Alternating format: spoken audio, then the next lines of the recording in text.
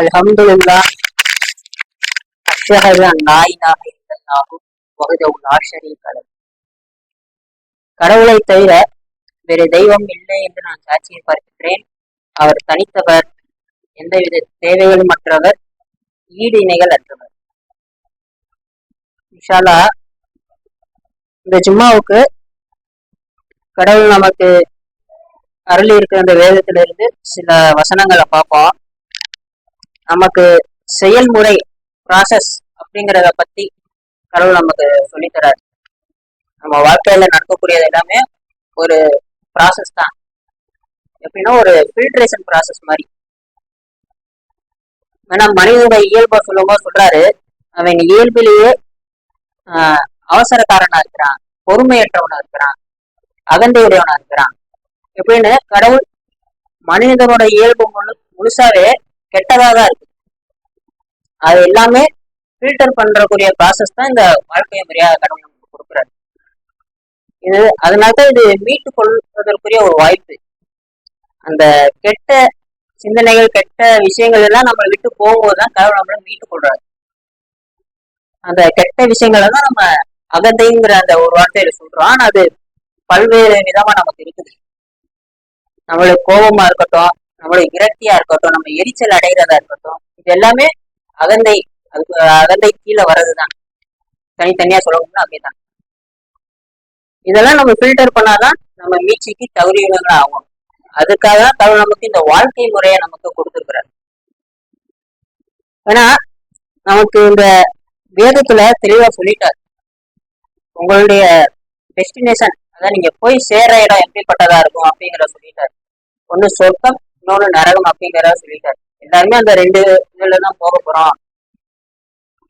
ஆனா அது போறதுக்கான பயணம்ங்கிறதா நமக்கு தெரியல. அந்த பயணம் தான் அந்த வாழ்க்கைய நமக்கு கொடுத்துக்கிறாரு. அதுதான் இங்க நான் ப்ராசஸ் சொல்றேன். அந்த பயணத்தை நம்ம பிறப்பிலிருந்து இறப்பு வரைக்கும் நம்ம சந்திக்கிற ஒவ்வொரு சூழ்நிலைகள், நம்ம சந்திக்கிற ஒவ்வொரு மனிதர்கள், ஒவ்வொரு விலங்குகள், ஒவ்வொரு படைப்புகளா இருக்கட்டும், எல்லாமே நமக்கு ஒரு விஷயத்த கத்துக் கொடுக்குது. ஒரு ஒரு பூச்சி, ஒரு எறும்பு, இது கூட கடவுள் நமக்கு சொல்றாரு.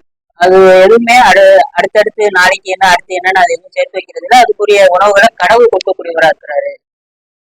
அது எதனால கடவுளை கேட்கக்கூடியதா இருக்குது அப்படிங்கிறத கடவுள் ஒவ்வொரு விஷயத்தின் மூலமா நமக்கு உணர்த்துறாரு. இந்த மாதிரி நம்ம அதிகமா கடவுளை நம்ம உணர சத்தியத்தை உணர நம்ம இந்த கெட்ட எண்ணங்கள் ஃபுல்லா நம்மளை விட்டு நீங்கிறத நம்ம பார்க்க முடியும். ஆனா அப்படி நமக்கு கெட்ட எண்ணங்கள் நம்மளை நீங்கும் போதுதான் ஒரு நாளில் அதிகபட்ச நேரம் நம்ம கடவுளை நினைவு கூற முடியும். நம்ம வீண் பேச்சை தவிர்த்து கொள்ள முடியும். எவ்வளவோ பேசுறோம் ஒரு நாளைக்கு. நினைச்சு பாருங்க, அதுல எது பயனுள்ளதா இருக்குது அப்படிங்கிறத நீங்க சும்மா யோசிச்சு பாருங்க.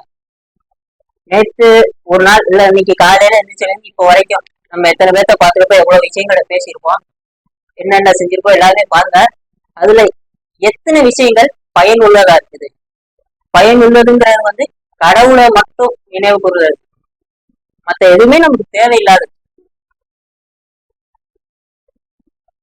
நம்ம வண்டியில போறோம், இது பண்றோம் அது பண்றோம், எல்லாமே நம்ம சாதாரணமா செய்வோம். ஆனா கடவுளை நினைச்சுக்கிட்டே அதை செய்யறோமா? இங்க அது செய்யறது யாரும் தப்புன்னு சொல்லல. ஆனா நம்ம எது செஞ்சாலுமே கடவுளை நினைத்து கொண்டு செய்யறோமா அப்படிங்கறதா விஷயம். கடவுளோட பொறுப்பேற்படுத்தி அதை செய்யறோமா? ஒரு விஷயத்த, ஒரு தப்பான விஷயத்த சொன்னோம்னா உடனே கடவுளை நினைவு கூறுறோமா? ஒருத்தவங்க நமக்கு பிடிக்காதத பேசுறாங்க, தப்பான ஒண்ணு பேசுறாங்க, இன்னும் அந்த இடத்த விட்டு நம்ம அவங்களை அலட்சியப்படுத்தி திரும்பி வரோமா அப்படின்னு காலையில இருந்து இப்போ வரைக்கும் நம்ம ஒரு சில விஷயங்கள்லாம் கடந்து வந்திருப்போம். அதெல்லாம் நம்ம நினைச்சு பார்த்தோம்னா விரல் விட்டு என்ற அளவு ஒரு சில பேருக்கு அது கூட இருக்காது. கடவுளை நினைச்சோமான்னு கேட்ட காலையில இருந்து இப்போ வரைக்கும் எதுவும் நினைக்கல, ஜும்மா தொழுவணும்னு வந்திருக்கேன், இந்த கடவுளை இனிமே அப்படின்னு நம்ம போவோம். இதுதான் நம்மளோட வாழ்க்கையா இருக்குது.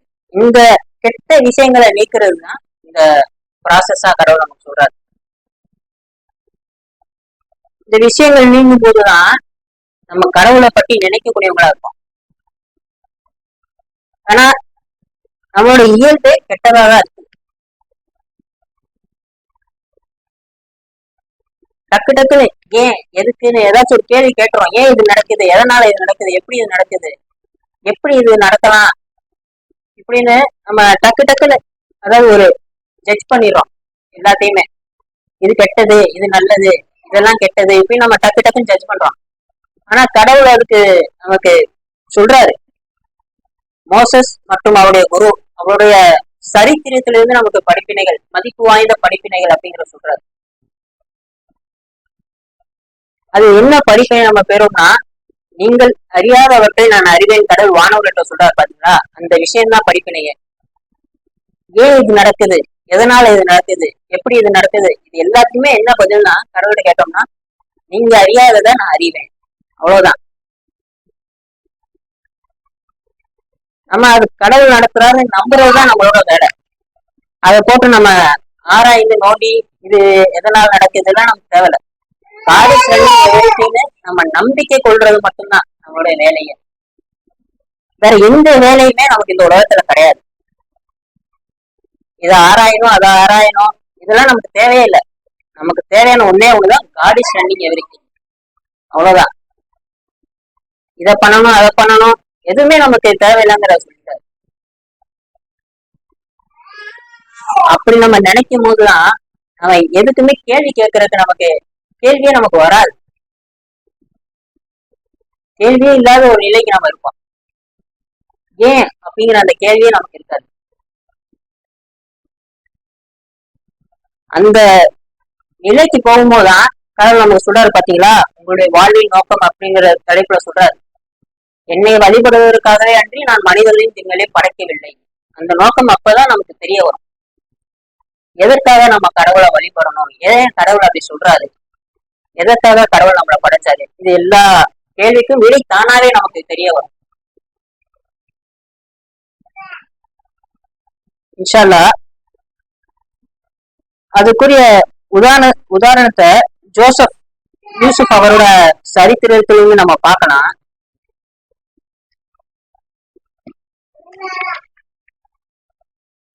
பன்னெண்டாவது அத்தியாயத்துல இந்த யூசுப்ங்கிற அத்தியாயத்துல சொல்றாரு. அதுல ஃபுல்லா அந்த அவரோட சரித்திரம் வரும். அதுல சும்மா சுருக்கமா சொல்றேன். 12:9 வந்து உப தலைப்பு என்னன்னா, ஜோசப்புடைய விதி கடவுளால் முன்னரே தீர்மானிக்கப்பட்டு விட்டது. அதே மாதிரிதான் ஏன்னா அந்த வசனத்துல அவரோட சகோதரர்கள் அவருக்கு எதிராக சூழ்ச்சி செய்யறாங்க, கிணத்துல தூக்கி போறாங்க. அப்புறம் அவர் கிணத்துல இருந்து மீட்கப்படுறாரு, ஒரு வியாபார பொருளா விற்கப்படுறாரு. அப்புறம் அங்கிருந்து அவரை மீட்கிறாரு. மீட்டு அப்புறம் அங்கே ஒரு பெண்மணி இடத்துல அவர் சிக்கிறாரு. சிக்கி சிறையில் அடைக்கப்படுறாரு. அப்புறம் அந்த சிறையில இருந்து அவர் மீட்கப்படுறாரு. கடைசி அவர் ஒரு கருவூல அதிகாரியா மாற்றப்படுறாரு. இதுதான் ஜோசப்புடைய சரித்திரமா இருக்குது. ஒரு பெரிய சரித்திரம், அதை சுருக்கமா தான் சொல்லியிருக்கேன். அதே மாதிரிதான் நம்மளோட வாழ்க்கையுமே.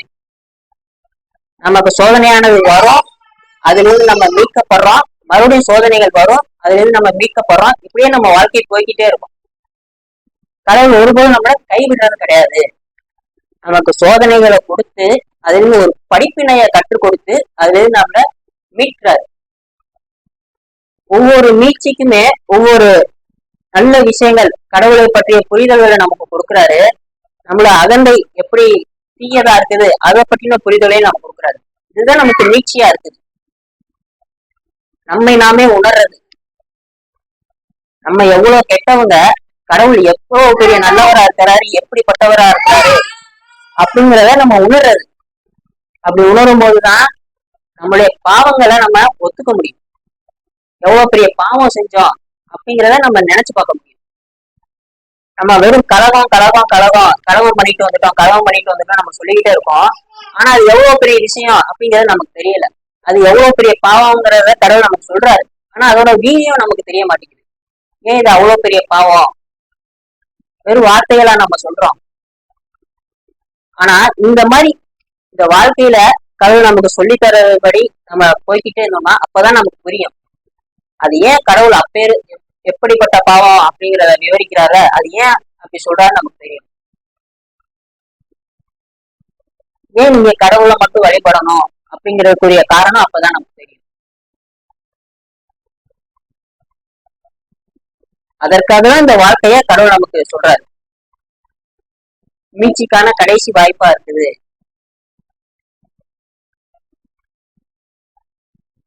இதே மாதிரிதான் நம்மளோட வாழ்க்கையில நம்ம கேஸ் தூக்கி எறியப்படுறோம், மீட்கப்படுறோம். கடைசியா எப்படி ஜோசப் மீட்டு கொள்ளப்படுறாரு, அதே மாதிரி நம்மளையும் கடவுள் மீட்டுக்கிறேன் அப்படிங்கிற சொல்றாரு. அதுக்கு நம்ம சரியான முறையில ஒத்துழைக்கணும், அவ்வளவுதான். கடவுள் மேல பொறுப்பேற்படுத்தி கடவுள் மேல மட்டும் நம்பிக்கை கொண்டு வரணும். அப்படி நம்ம செய்யும் போது எல்லாமே நம்மளை விட்டு நீங்கி போயிடும். சாத்தானுடைய கிசுகிசுப்பு உங்களுக்கு இருக்காது. பூரணமான பாதுகாப்புக்கு நீங்க தகுதியாகிருவீங்க. ஆனா நம்ம இப்ப வண்டியில போறோம்னாலே யாரையாச்சும் திட்ட செய்யறோம்.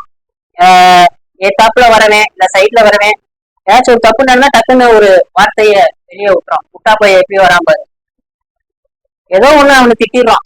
அவன் அந்த முன்னாடி திட்டுறோமோ இல்லையோ, மனசுக்குள்ளையாச்சும் அவனை திட்டிட்டு போயிடுறான். இதெல்லாம் எல்லாருக்குமே நடக்கிறதுதான். எப்படி வராங்க, எப்படி வராங்க, இந்த மாதிரி வராங்க, இப்படி நம்ம அதெல்லாம் புலம்பல் தான். இதெல்லாம் எப்ப நிக்கும்னா கடவுள் மட்டும் அப்படிங்கிற நீங்க ஏத்துக்கிட்டாதான் இந்த புலம்பல் இருக்காது. நம்ம வெளியே வாயிலுக்கு சொல்றது மட்டும் புலம்பல் இல்ல, உங்க மனசுக்குள்ளேயே நீங்க திணிச்சு வச்சிருக்கீங்க பாத்தீங்கன்னா, அது ஃபுல்லா புலம்பலாதான் இருக்கும், அது ஃபுல்லா வெறுப்பாதான் இருக்கும். அதுதான் நிம்மதியின்மையா மாறுது. நீங்க வெளியே சொன்னாலும் சரி, மனசுக்குள்ள வச்சாலும் சரி, அது எல்லாமே நிம்மதியின்மைதான். வெளியே இவனுக்கு என்ன கஷ்டம், நல்லா தானே இருக்கான் வெளியே நம்ம பார்க்கும்போது, ஆனா மனசுக்குள்ள வந்து அவ்வளவு வெறுப்பு, நிம்மதி இல்லாத, ஒரு தூக்கம் இல்லாத ஒரு நிலையில இருக்கக்கூடியவனா இருப்பான். அது எல்லாத்துக்குமே மருந்தா இந்த புராணம் மட்டும்தான் சொல்றாரு. அவ்வளவுதான், வேற மருந்தே எதுக்குமே கிடையாது. கடவுள்கிட்ட நீங்க போய் சரணடைறத தவிர உங்களுக்கு வேற வழியே கிடையாது.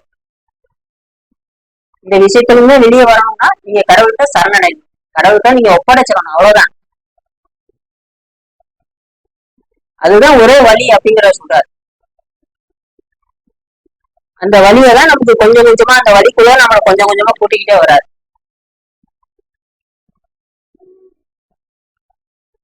இன்ஷா அல்லாஹ் இந்த மாதிரி ஒவ்வொரு சூழ்நிலைகள் மூலமாவும் கடவுள் நம்மள கொஞ்சம் கொஞ்சமா வளர்க்கிறாரு. எப்படி ஒரு குழந்தைய வளர்த்து ஒரு ஆளாக்குறோமோ, அதே மாதிரி கடவுள் நம்மள ஒரு குழந்தையா இருக்கிற மாதிரி நம்மளை கொஞ்சம் கொஞ்சமா வளர்க்கிறாரு. ஒவ்வொரு பாடமா சொல்லி கொடுத்து ஏன் நீ கோபப்படக்கூடாது, ஏன் நீ விரக்தி அடையக்கூடாது, ஏன் நீ கவலைப்படக்கூடாதுன்னு ஒவ்வொரு சூழ்நிலையிலுமே இந்த மாதிரி ஒவ்வொரு பாடமா நமக்கு கற்றுக் கொடுக்கிறாரு. ஏன் நீ சூழ்ச்சி செய்யக்கூடாது, ஏன் நீ துரோகம் விளைக்கக்கூடாது, ஏன் ஏன் ஏன் இப்படி ஒவ்வொருக்கா நமக்கு கடவுள் கற்று தந்துகிட்டே இருக்கிறார். ஏன்னா இது எல்லாமே நம்மள பலகீனமா மாற்றக்கூடிய ஒண்ணா இருக்கு. அது எல்லாமே கடவுள் நம்மளை விட்டு அகற்றதுக்காக தான் இந்த வாழ்க்கையே.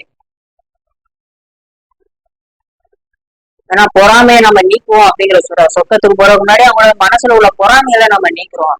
அதேதான், அது அங்க பொறாமை மட்டும் சொல்லிட்டாரு. அதே மாதிரி அந்த வாழ்க்கையில எல்லாத்தையுமே கடவுள் நம்மளை விட்டு நீக்கிக்கிட்டே வராது. நம்மளோட இயல்புகளை நம்மளை விட்டு நீக்கிக்கிட்டே வராது. நம்மளை படைக்கும் போது எப்படி படைச்சாரோ அந்த நிலைக்கு நம்மளை திரும்ப கொண்டு வர, எந்தவித அசுத்தமுமே இல்லாம நம்ம ஒரு தூய்மையாக கடவுள் நமக்கு விருப்பப்படுறாரு, அவ்வளவுதான். அதற்காக தான் இந்த வாழ்க்கை.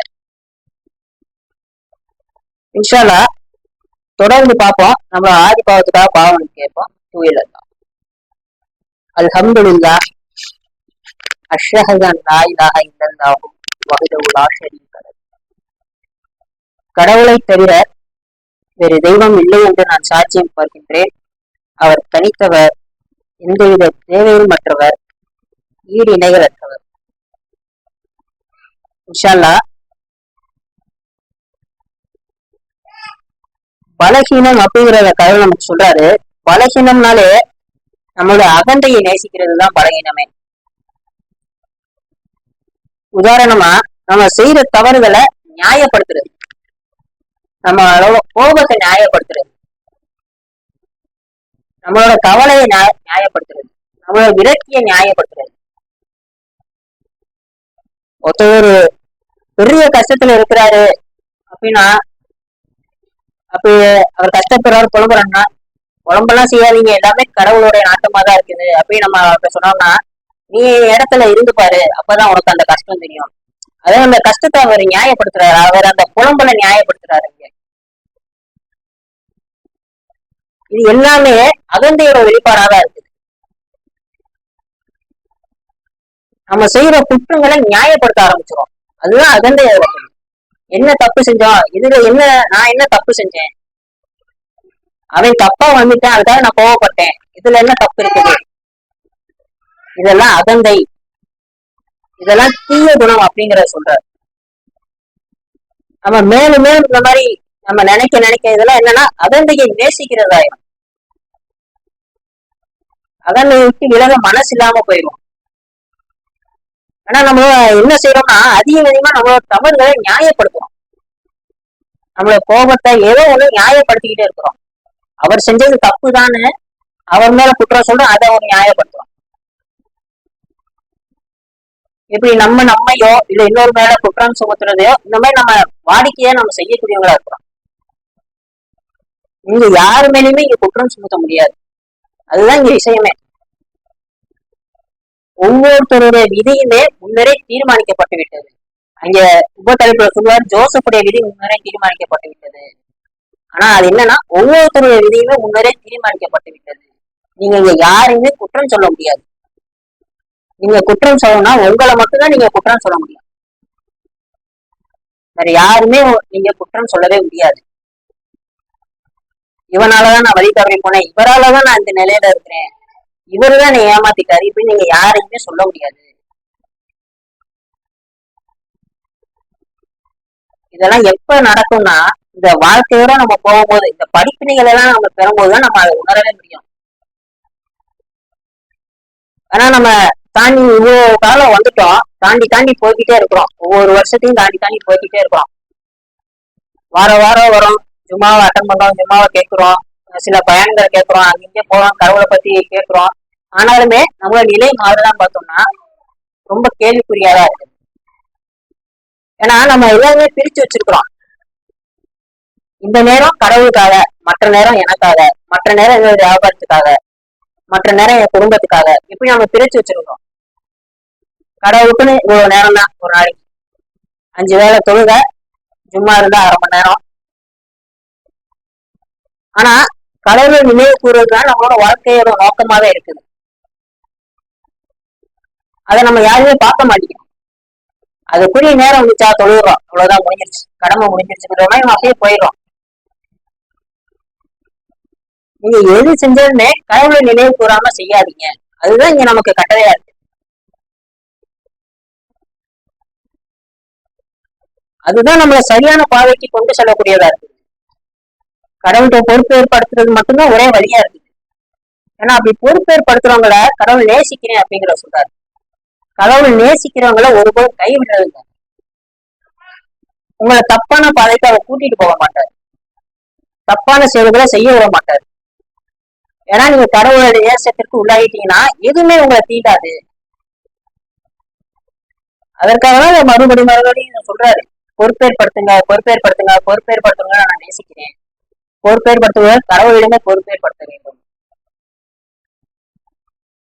ஆனா இதெல்லாம் நம்ம ஒரு பொருட்டா மதிக்கிறது இல்லை, அலட்சியம் செஞ்சுட்டு போயிடும். ரொம்ப ஈஸியா அலட்சியம் செஞ்சுட்டு போயிடும். ஏன்னா இதோட விளைவுகள் நமக்கு தெரியப்படல, இது எப்படிப்பட்ட விளைவுகளா இருக்குது அப்படிங்கிறத நம்ம உணர மாட்டேங்கிறோம். இன்ஷா அல்லாஹ்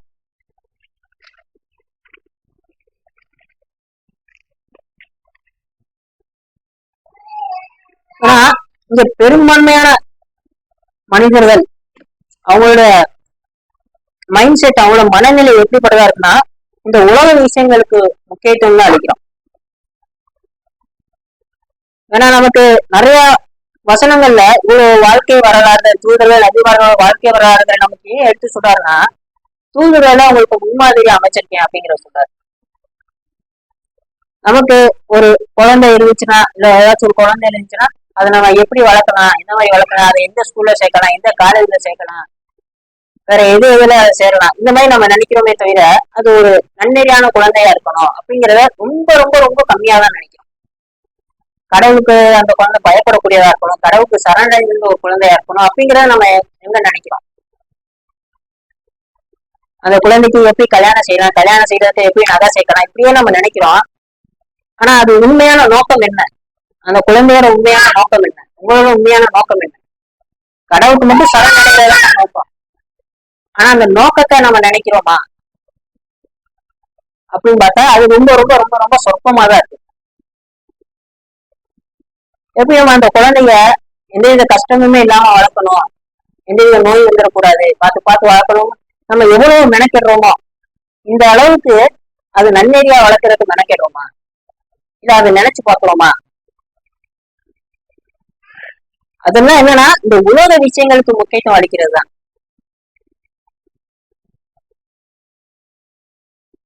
ஏன்னா நம்ம அது நம்மளே நிறைய தடவை சொல்லியிருப்போம், இவர் இத்தனை வருஷமா இந்த ஃபீல்ட்ல இருக்கிறாரு, இன்னும் அவருக்கு அந்த வேலை தெரியல. இவங்க இத்தனை வருஷமா சமைக்கிறாங்க, 30 வருஷம் 40 வருஷமா சமைக்கிறாங்க, இன்னும் ஒரு இதை சரியா செய்ய தெரியல. நம்ம அதை விட அதிக வருஷமா இந்த குரானை படிக்கிறோமே, நம்மளோட நிலையை நம்ம நினைச்சு பார்க்கணுமா? 30 வருஷமா 40 வருஷமா நம்ம சப்மிஷன்ல இருக்கோம்னு சொல்றோம், 20 வருஷமா நான் சப்மிஷன்ல இருக்கேன், 10 வருஷமா நான் சப்மிஷன்ல இருக்கேன். நம்மளுடைய மாற்றம் என்னவா இருக்கும்? இந்த துறையில நான் 10 வருஷமா இருந்தீங்கன்னா அதை பத்தி நான் அறிவு எனக்கு கிடைச்சிருக்கோம் நீங்க சொல்றீங்கல்ல, அப்ப நான் இந்த குரானை நான் 10 வருஷமா இந்த குரான் அப்பப்ப படிச்சிருக்கிறேன், கடவுள் சொல்றதெல்லாம் எனக்கு நான் நிறைய கேட்டுக்கிறேன். ஆனா இதோட நிலை மாறிச்சா? அதை பத்தி நம்ம யோசிக்க மாட்டோம். ஏன்னா எல்லாருமே இதை கேட்டிருப்போம், எல்லாம் யாருக்கா சொல்லியிருப்போம், இத்தனை வருஷமா இருக்கிறாரு அவருக்கு இந்த விஷயம் தெரியல, இத்தனை வருஷமா சமைக்கிறாங்க இதை ஒழுங்கா சமைக்க தெரியல, எல்லாருமே நம்ம சொல்றோம், இல்ல மத்தவங்க சொல்றதா கேட்டிருப்போம். ஆனா இத்தனை வருஷம் நமக்கு இந்த செய்திகள் நமக்கு கொடுக்கப்பட்டுக்கிட்டே இருக்குது, இந்த சான்றுகள் நமக்கு தெரியப்படுத்தப்பட்டுட்டே இருக்குது, நம்ம அப்படி வாங்கியிருக்குமா? இந்த கேள்வியில நமக்கு வருதான்னு பார்த்தோம்னா வரமாட்டேங்குது. ஏன்னா நம்ம அலட்சியப்படுத்திட்டு போயிடுறோம், கடவுளுடைய அழைப்புகளை அலட்சியப்படுத்திக்கிறோம், கடவுளுக்கு நேரம் செலவழிக்கிறத விருப்பப்பட மாட்டேங்கிறோம், கடவுளுக்காக ஏதாவது செய்யணும்னா அதுக்கு விருப்பம் இருக்க மாட்டேங்குது. அதனால அதுதான் காரணம், விருப்பம் இல்லை. கடவுளுடைய சாம்ராஜ்யம் எப்படி இருக்கும், கடவுள் நமக்கு வாக்களிக்கிற நிம்மதி எப்படி இருக்கும் அப்படிங்கிறது நமக்கு விருப்பம் இல்லாம இருக்கிறோம். அதை குறித்து நம்ம இந்த உலகம் ஃபுல்லா தேடுறோம், நிம்மதியா இருக்கணும், சந்தோஷமா இருக்கும், உலகம் ஃபுல்லா தேடுறோம். ஆனா அது நமக்கு ரொம்ப பக்கத்துல இருக்குங்கிற சொல்றாரு, ஆனா அதை பாக்குறது நமக்கு விருப்பம் இல்லை. நான் இப்படிதான் போவேன் நம்ம ஒரு பிடிவாதமா போய்கிட்டு இருக்கிறோம். இதெல்லாம் கடவுள் கண்டனம் செய்யறாரு. ஆனா 100ல 99 பேர் எப்படி இருக்கிறாங்க அதுதான் நம்ம பாக்குறோம். இந்த மாதிரி இவரை மாதிரி ஆகணும், அவரை மாதிரி ஆகணும், இவ்வளவு காசு சம்பாதிக்கணும், இந்த மாதிரி ஒரு நல்ல வேலைக்கு போயிடணும், இந்த மாதிரி ஒரு வீடு வாங்கணும், நம்மளோட லைஃப் செட்டில் ஆயிடணும், ஒரு கவர்மெண்ட் வேலை போயிட்டா நம்மளோட லைஃப் செட்டில், இந்த மாதிரி இந்த 100ல 99 பேர் நினைக்கிறதுதான் நம்மளும் நினைக்கக்கூடியவங்களா இருக்கணும். ஆனா அந்த மிச்சமுள்ள ஒருத்தரை நம்ம யாருமே பார்க்க மாட்டோம். ஆனா அப்படிப்பட்டவங்க நம்பிக்கை கொண்டவங்களா இருக்கிறாங்க, அவங்களுடைய பார்வைதான் எக்கு போல கூர்மையானதா இருக்கும். அவங்களுக்கும் நமக்கு என்ன வித்தியாசம்? நம்ம செய்யறதுதான் அவங்களும் செய்வாங்க, ஆனா அவங்க ஒவ்வொன்றையுமே கடவுளை நினைவு கூர்ந்து செய்யக்கூடியவங்களா இருப்பாங்க, கடவுள் மேல பொறுப்பேற்படுத்தி செய்யக்கூடியவங்களா இருப்பாங்க. நீங்க வீடு வாங்குறது, சம்பாதிக்கிறது, இது எதுவுமே தப்பு கிடையாது, எதுவுமே நான் தப்பு சொல்லல. இதுக்குரிய முக்கியத்துவத்தை கடவுளின் பால் நம்ம கொடுக்க மறுக்கிறோம், விருப்பப்படுறது இல்லை. இவ்வளவு காசு நம்ம சம்பாதிக்கிறதுன்னு நம்ம விருப்பப்படுறோமே தவிர கடவுள் பால் நம்ம போறதுக்கு விருப்பப்படல. எவ்வளவு விஷயங்கள் நமக்கு இருக்குது கடவுள்கிட்ட நம்ம தொடர்பு கொள்றதுக்கு, அது எல்லாத்தையுமே விட்டு விலகிட்டு இருக்கிறோம். ஈஸியா ஒரு தொழுகையை விட்டுட்டு போயிடும், பள்ளி தொகையை விட்டுட்டு போயிடும், வேலையின் காரணமா மகளிர் தொகையை விட்டுட்டு போயிடும், ஏதோ ஒரு தொகையை ஈஸியா விட்டுட்டு போயிடுமா இல்லையா? ஏன்னா அதுக்கு விருப்பம் இல்லை, விட்டுட்டு போறதுனால என்ன ஆக போகுதுன்னு. ஆனா அதனுடைய விளைவுகள் நமக்கு தெரிய மாட்டேங்குது.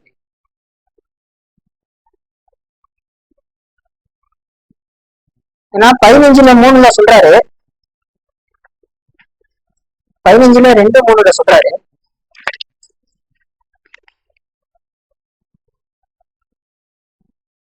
மிக நிச்சயமாக நம்ப மறுத்தவர்கள் தாங்கள் சரணடைந்தோராக இருந்திருக்க வேண்டுமே என்று ஆசைப்படுவார்கள்.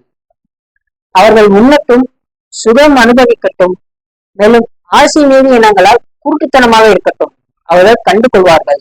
சொல்றாரு பாத்தீங்களா, ஆசை மீது எண்ணங்களால் குருட்டுத்தனமாக இருக்கட்டும் அப்படிங்கிற சொல்றாரு. இதெல்லாம் நான் இப்ப சொன்ன ஃபுல்லா ஆசை மீது எண்ணங்கள் தான். இவரை மாதிரி அவங்க இவ்வளவு சம்பாதிக்கணும், இந்த வீடு வாங்கணும், இடம் வாங்கணும், இந்த வேலை கிடைக்கணும், எல்லாமே ஆசை மீது எண்ணங்கள் தான். நம்ம அந்த எண்ணங்கள்ல கூட்டுத்தனமா தான் இருக்கிறோம்.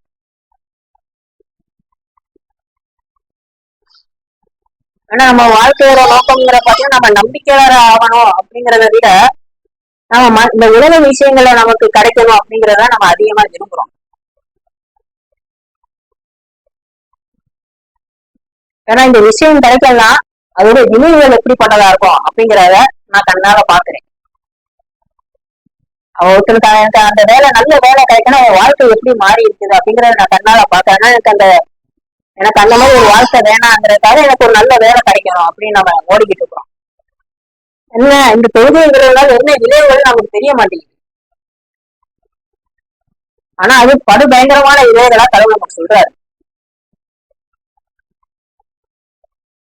ஆனா அந்த விளைவுகள் அதெல்லாம் அவங்க பாக்குறதுனாலதான் அந்த நாள்ல போய் அவங்க சொல்றாங்க, நம்ம மருத்துவங்க சொன்னாங்க நாங்க சரணடைந்து இருக்கணும் அப்படின்னு ஆசைப்படுறோம் அப்படின்னு அன்னைக்கு போய் சொல்றாங்க. அதுக்குரிய வாய்ப்புகள் எல்லாம் நமக்கு முன்னாடி இப்ப கொட்டி நடக்குது. நீங்க சரணடைகிறதுக்கு ஒரு கணமே போதுமானதா இருக்குது, ஒரு தூரலே போதுமானதா இருக்குது. இந்த மாதிரிதான் கதை நமக்கு ஒவ்வொருவா விவரிக்கிறாரு. அதுக்காக இந்த வாழ்க்கையை நமக்கு கொடுக்குறாரு. நம்ம பேசுற பேச்சுக்கள் இந்த மாதிரி நம்ம என்னன்னே தெரியாம சொல்லிடுறோம். இத்தனை வருஷமா இருக்கிறாங்க, உங்களுக்கு இது தெரியல அது தெரியல நம்ம சொல்றோம் பாத்தீங்கன்னா, இதெல்லாம் வீண் பேச்சு. இது எல்லாத்தையுமே ஃபில்டர் பண்றதுதான் இந்த வாழ்க்கையே. ஒரு ஒரு சூழ்நிலையில இது எல்லாமே தவறு அப்படிங்கிறத கடவுள் நம்மளை உணர வைப்பார். அது நம்ம மரணப்படுத்தையா கூட இருக்கலாம். அன்னைக்கு நீங்க சரணடைந்து பிரயோஜனம் இல்லை அப்படிங்கிற சொல்லிடுறேன். இன்ஷா அல்லாஹ் நம்மையும் அதிகமா அவர் பால் வழிநடத்த கடவுளை பிரார்த்தனை செய்வோம். இந்த உலக விஷயங்களை விட நம்பிக்கை கொள்வதற்கான விஷயங்களை அதிகமா நம்மளை நாமளே ஈடுபடுத்திக் கொள்ள அதுல விருப்பம் தெரிவிக்க கடவுள் நமக்கு ஆசீர்வதிக்கட்டும். அக்கிமுசலாம் தொடர்பு தொழிலுக்கு ஆயத்தமாகும்.